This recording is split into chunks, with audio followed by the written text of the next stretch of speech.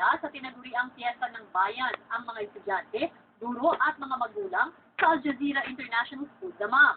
Ito'y bilang bahagi ng selebrasyon ng Linggo ng Wika. Yan ang Balitang Middle East ni Florante Catano.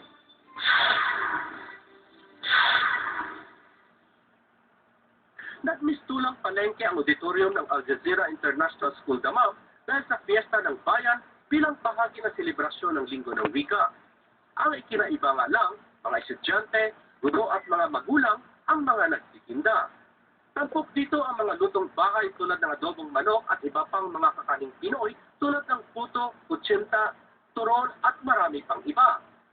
Mayroon ding milkshakes at mga laruan na itinitinda. Masaya po ang feeling, baka po magbibenta ka po ng sama-sama. Masaya din po kumita. Challenging para sa ilang estudyante ito dahil sa murang edad, natututo silang kumita at magpapahalaga sa isang matinong trabaho. Masaya po pero challenging po. Kasi po, ito bagong experience na naman po ito para sa amin. Dapat po, para po sa aming mga kabataan, dapat po hindi po natin ito ikahiya. Kasi ito po ay isang matinong trabaho.